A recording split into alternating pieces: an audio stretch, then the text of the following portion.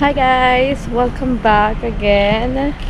Today is Saturday. Syempre, wala tayong pasok today. And samahan nyo lang kami mag-grocery. Yun lang yung aming errands. Hi!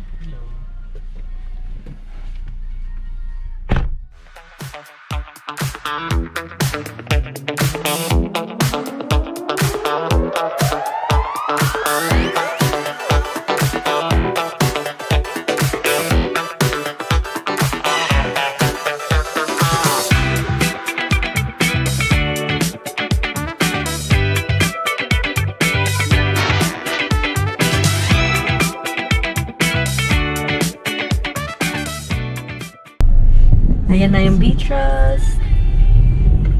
No, diba? May nakalagan pa nga. Nakalagay is Bulacan, heart of the Filipino whole. Tada! Golden lechon.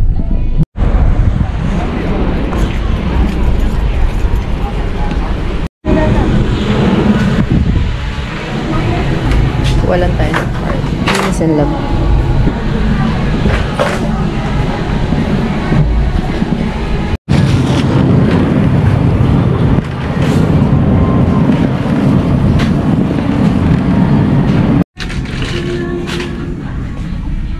Ano yan?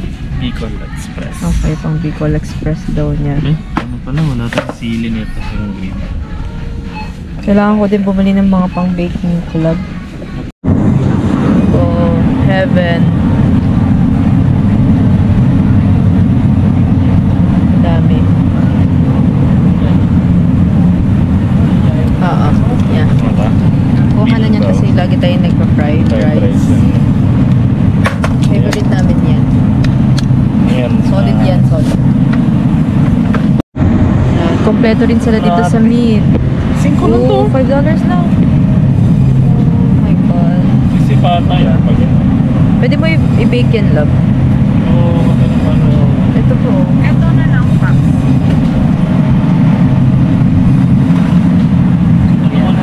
Ayan. Chicken feet. Hey. Ako na mamili. Ano yan ginagawa mo?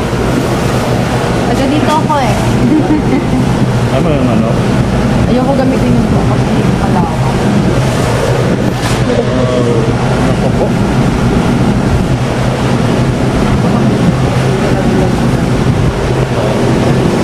$6.99.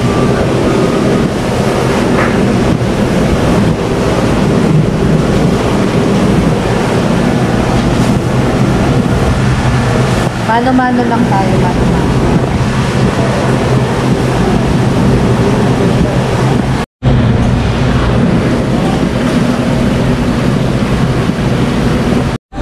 Lahat ng makikita mo na sweets ng Pinas nandito. Platops. Gusto mo may platops na bo? Cream O. All-time favorite. Ang dami.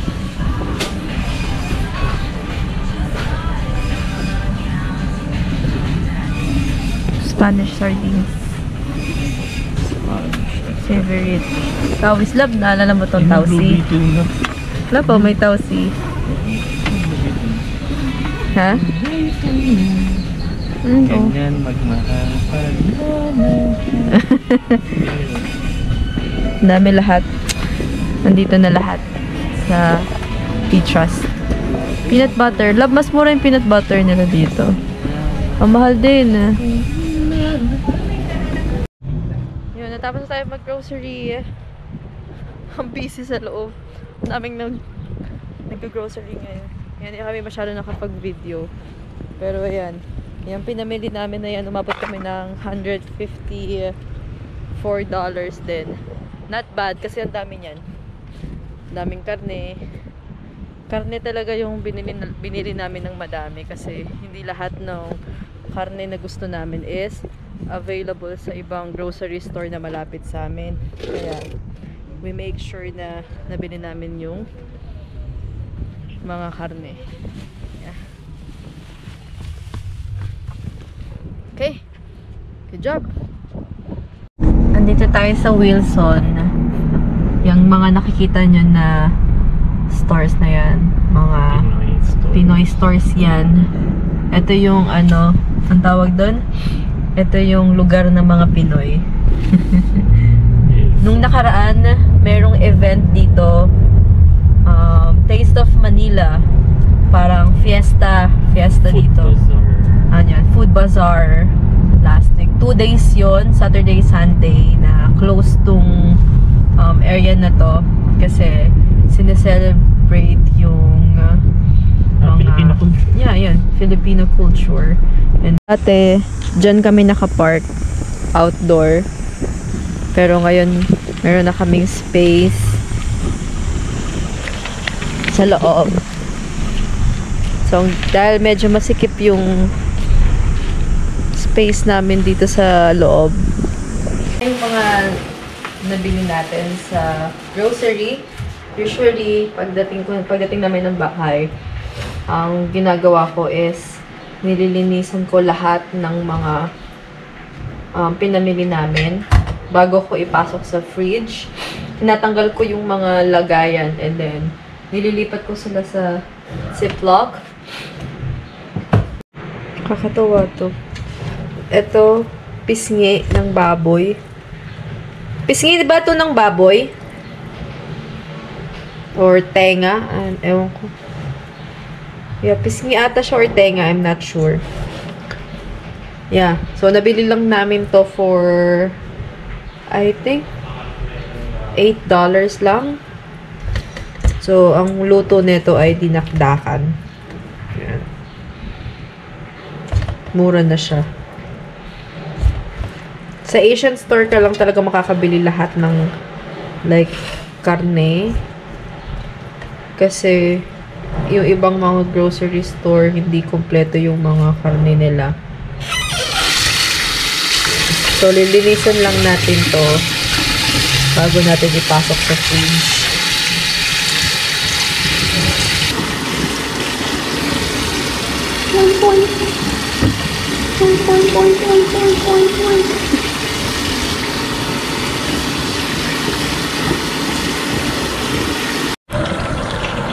Tapos, ang gagawin ko dito sa chicken feet is, since sinuhugasan na natin siya, nililinisan na natin siya, tinatanggalan ko na din siya ng kuko para kapag lulutuin na natin, hindi na natin kailangan gawin to. So, ganyan lang. Parang kukulang to ni Jackie. Jackie, yeah, parang kukulang ni Jackie, ginugupitan natin. Ganyan lang ginagawa namin. So, kapag bumibili kami nitong chicken feet, yeah, nililinisan na namin bago namin ilagay sa freezer. Ready to cook na. Hindi na kailangan pang gawin tong mga ceremonias na to. Ganyan lang. Lilisan lang natin siya mabuti. Ang lambot. Makakatuwa! Ang cute! Okay, so ito na lahat nung nalinis natin na meat and fish. So, nilagyan ko na rin ng date kung kailan namin siya binili. So, yeah. Ready na siya ipasok sa freezer.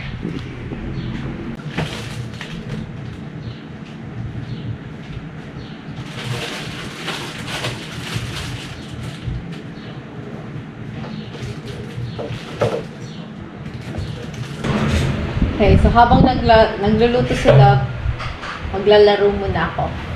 Come later. Hindi ako marunong maglaro na ito eh. Paano yung lakad, love? Walk lang? Walk? Wala, may tao.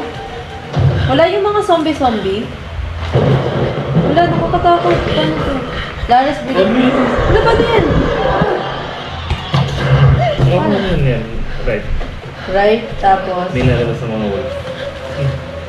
Paano maglakad? Hindi yan laban. Hindi kasi na-trap kayo na ano yung paa mo na ipin. Dito ba dahil? Sa ulo, sa ulo. Uy! Huwag pingutin mo! Paano pingutin? Tingnan ko. Tutok so yan. Ito yung pana. So pag tutok, tas pana yung... Naipit kasi yung paa mo eh, no, na tamaan ng trap. tutok. Tomb Raider. Yan na! Sige, pindot. Yun! I'm so happy! Napatay ko siya. So, isa na akong ganap na player. Isa pa dun sa kabila. May nalab. Sa ulo. May pa yun? Patanin. May pangatlo pa. Diyan natin sa gitna. Nakalis ka na dito? Hindi pa. Ayun. Paano? Time check. 9:24 p.m. So, nag-decide lang kami mag-order ng milk tea habang pinapanood si Ate Lucille and Kuya Ray. Nakakatawa to silang dalawa. From Yeah. Alberta. Nasa Alberta sila ngayon. Wala lang. Open work permit. Yeah, open work permit and student. Sana makita nila tong vlog na to na napapanood namin sila. Pinapanood na halos lahat na ng vlog nila na panood namin. Wala, nakakatawa lang sila panoorin. Ang happy ni Ate Lucille. Hello, Ate Lucille. Sana ma-meet namin kayo sa Alberta. Hi! Good morning, everyone. Today is Sunday. It's 10 a.m. Yeah, nagpuyat kami kagabi kasi wala naman pasok today. So, ang gagawin ko lang muna is mag-prepare ako ng breakfast kasi magcha-church tayo mamayang 12 noon. So, nagsaing na ako para mamaya pagbalik namin from church, magla-lunch na lang kami dito sa bahay. Pero ngayon, sandwich lang muna tayo. Mag-prepare lang tayo ng food. So, ito lang yung mga kailangan natin. Magagawa ako ng sandwich. Ito yung mga deli na favorite namin. So, bumibili na kami niyan para may pangbaon din ako. And then, pang breakfast ni Julius. And, yeah, mayonnaise and bread. Hindi yan kasama ka. Yan yung sauce ng steak namin from the other day. Okay, prepare lang muna tayo. Okay, ito na yung ating sandwich. So, ito kay Julius to. And yung akin, one bread lang. And then, kinat ko lang siya into half. Okay na ako. Hindi ako masyado malakas kumain. Sorry, Julius. Sorry, love. Hindi ako masyadong ganado kumain pag umaga talaga. So, half bread lang tayo. I mean, one bread lang tayo. And then, hinati ko lang yan sa dalawa. Yan, favorite ni love to. Pag ganitong order sa labas, mga $15 na yan. Kaya, maganda na rin yung gawa ka din sa bahay para makasave ng money. Yeah. Welcome back, guys. So, we're on our way to church. Mag-church lang tayo muna. Then, tayo ng Winners and Metro. Mag-grab lang kami ng ingredients ko for baking. See you there.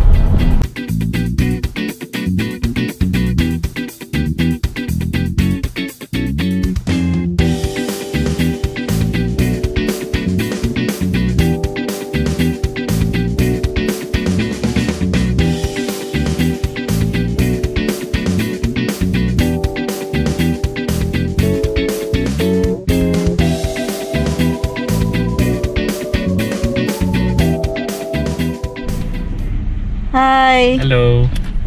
Happy Sunday. God bless. Tapos lang mag-church. Saan tayo pupunta? No, Winners. Oo, kasi bibili tayong gift sa aking ka-work. Okay. Let's go! Ayan ang aming Metro at Winners. Isa Isa yan sa malaking winners dito, no?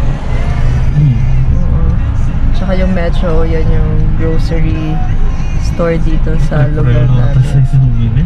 Ha? Hindi, I mean malaki to eh. Wala kang kalaban pa dyan. Oo, pag winners lang talaga. Kasi minsan pag yung ibang mall, may winners sa loob, pero maraming iba pang outlet. Tsaka wala kang kalaban masyado kasi konti lang napili dyan. Oo, dito. Ayan.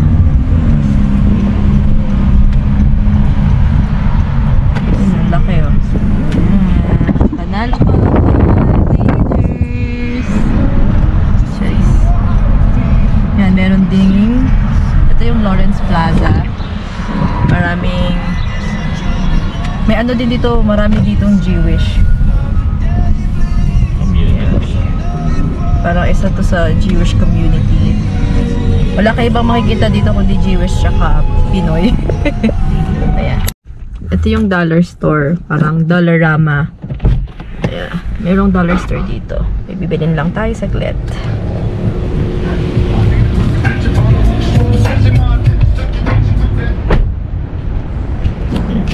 Next stop natin ay Winners. Panalo ka. Panalo na naman. Panalo na naman si Julius. Tingin lang tayong pang-gift. Yeah.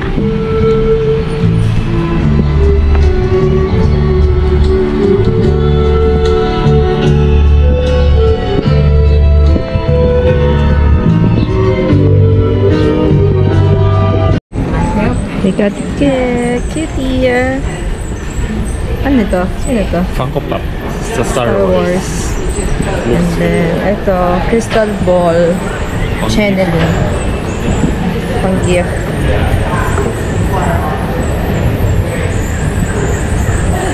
Utol, okay ka lang?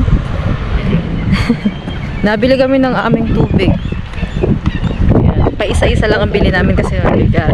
Tsaka wala kaming elevator sa apartment namin kasi nasa basement kami. And wala ding ramp. Kaya, kawawa lang si Julius. Magbitbit lang siya. Kawawa man siya. Okay, uwi na tayo. See you guys sa bahay. Napanood ko lang yung gagayahin nating banana bread. Ayan. Choco banana loaf at choco banana muffins. Same recipe lang siya. Ang pinaka-importante nating ingredients, mga overripe bananas. Galing sa freezer yan, best friend. So I have the eggs here. Tapos, siguro 3 saging lang yung gagamitin natin. Or, pwede na siguro lahat. Lahatin na natin yung saging. Ito, hinog na tong saging na to. Sinadya ko talagang bumili ng saging last week. Para, ayun, magamit natin siya for our baking. Siguro, sobra na yung 4. Siguro 3 lang yung gagamitin natin. Kasi masyadong madami yung 4. Kasi, malaking saging to. Yan na. Mix lang natin sila all together. Medyo mahirap mag-mix. Yan. Mix lang natin.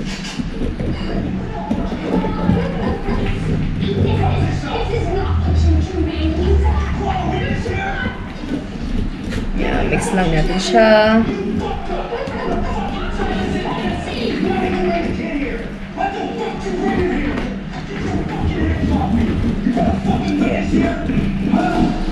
Nagsa-struggle ako, Charis. Hirap na yung mix. Yung iba, nilalagyan nila ng brown sugar. Pero ito kasing ginagaya ko, yung pina-follow ko na recipe is white sugar lang or white sugar lang yung nilagay niya. Siguro pwede kang mag-add ng cinnamon dito para medyo brownish yung kanyang texture. Pero ako kasi wala akong cinnamon, nakalimutan ko bumili ng cinnamon. I mean cinnamon powder. So ang ginagawa ko lang ay ginamit ko lang is white sugar. Kailangan natin ng spatula. Hold on. Okay, and maglalagay lang tayo ng chocolate chip on top. Yan yung kanyang toppings.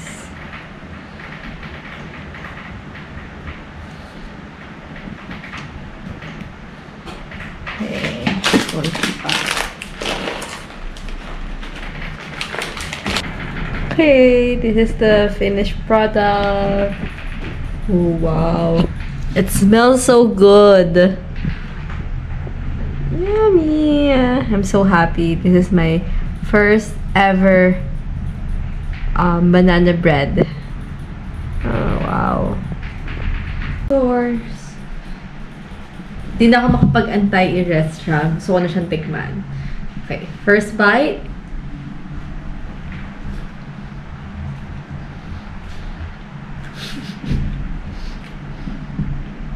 Uy, ang sarap! I'm so happy! Yeah. Ang lambot. Ang sarap. Walang pagka-OA. Hindi sa pag-exage. Ang sarap.